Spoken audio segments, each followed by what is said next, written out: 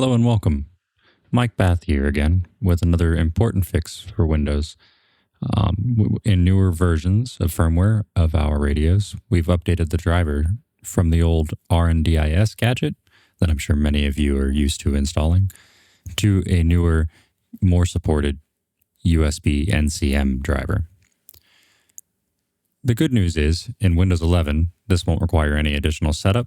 It'll just work. Windows has the driver.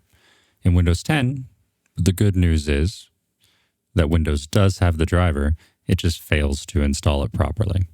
So you'll boot up Res after updating the firmware in your BKR series or getting your new BKR series radios, and you'll have the familiar red dot with no connection. You'll hear the radio connect, but it won't be seen in Res. So we'll right-click on our Start menu, go to Device Manager, and we'll see this NCM gadget that Windows failed to install properly.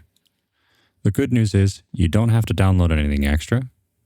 The driver is from Microsoft. It's already installed on your computer.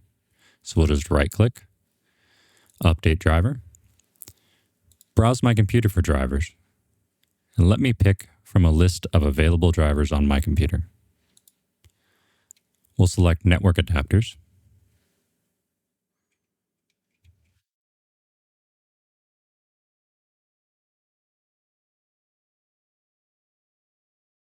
The manufacturer for this driver is going to be Microsoft.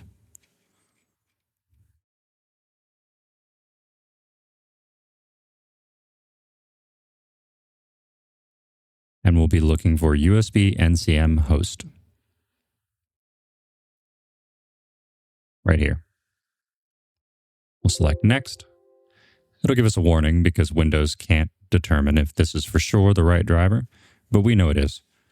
So we'll select Yes. USB NCM host device properly installed. We'll close that window and our device manager and relaunch Res.